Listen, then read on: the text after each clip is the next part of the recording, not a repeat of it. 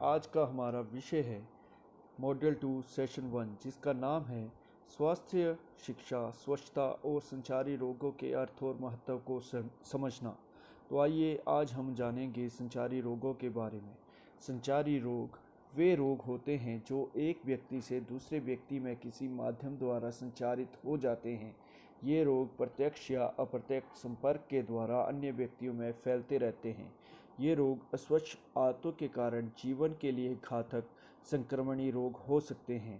जल जनित और वायु जनित रोग संक्रामक रोग अस्वच्छ आदतों के कारण होते हैं।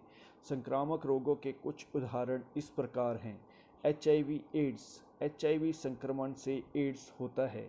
HIV की फुल फॉर्म है ह्यूमन इम्यूनोडेफिशिएंसी वायरस, जबकि एड्स को एक्वायर्ड इम्यून डेफिशिएंसी सिंड्रोम के नाम से जाना जाता है। 10 वर्षों तक अथवा एड्स के लक्षण विकसित होने से पहले HIV के कुछ अथवा कोई लक्षण प्रकट नहीं होते हैं। HIV एड्स का कोई उपचार नहीं है। HIV वायरस मुख्य रूप से रक्त के माध्यम से फैल सकता है। इसके अन्य भी कई माध्यम हैं जिनसे ये फैल सकता है, जैसे कि अनेक व्यक्तियों से यौन संबंध रखना, संक्रमित रक्त चढ़ाना, संक्रमित ब्लेड सिरिंजों के प्रयोग से, संक्रमित ब्लेड या रेजर प्रयोग करने से, समलैंगिक के साथ यौन संबंध रखने से।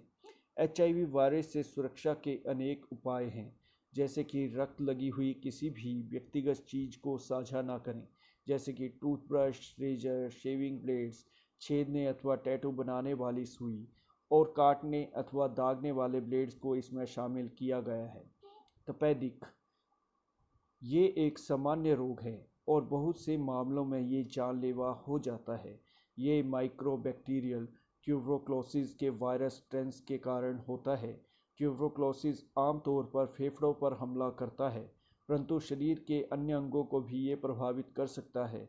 ये वायु के माध्यम से फैलता है जब सक्रिय टीबी संक्रमण वाला व्यक्ति खांसता, छींकता है अथवा अन्य प्रकार से वायु के माध्यम से श्वसन संबंधी तरल पदार्थ में प्रवेश कर जाता है।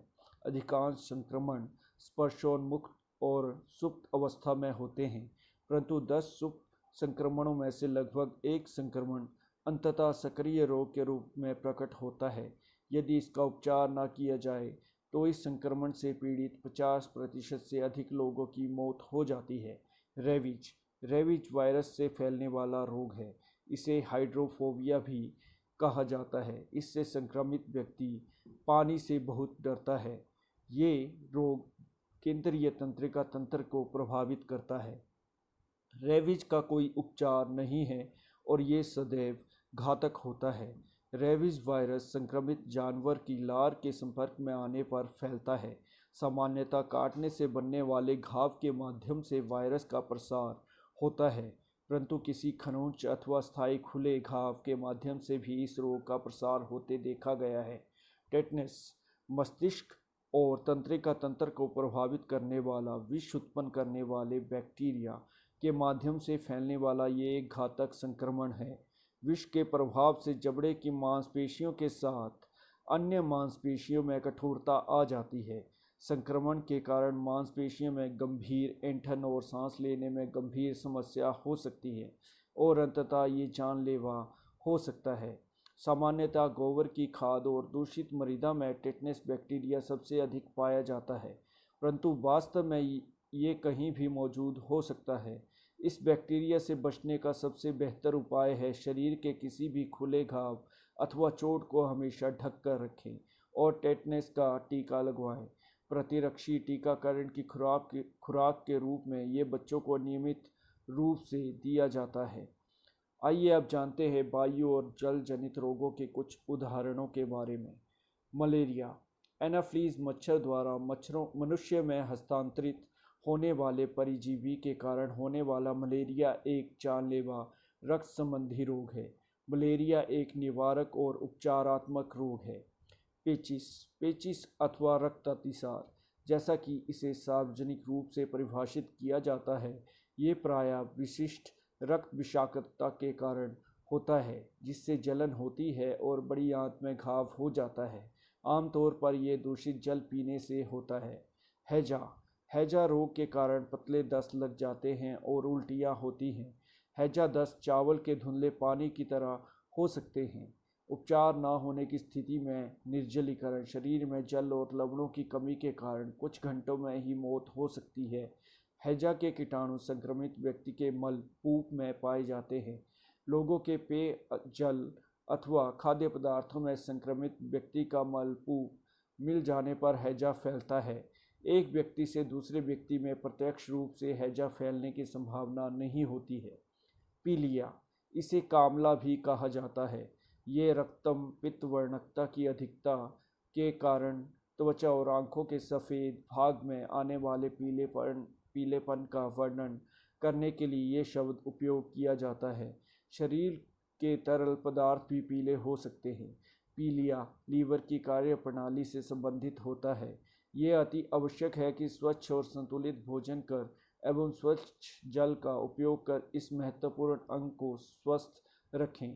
प्रतिदिन कम से कम 1 घंटे व्यायाम करें। अल्कोहल को अधिक मात्रा में ना लें। टाइफाइड बुखार और पैराटाइफाइड, इसे आंतों का बुखार भी कहा जाता है, परंतु सम्मिलित रूप में यहाँ इसका उल्लेख टाइफाइड बुखार के रूप में किया गया है। गंभीर प्रणालीगत रोग है। निरंतर बुखार एवं पेट संबंधी लक्षणों के आधार पर इसका निर्माण किया जाता है। ये दूषित जल के कारण होता है।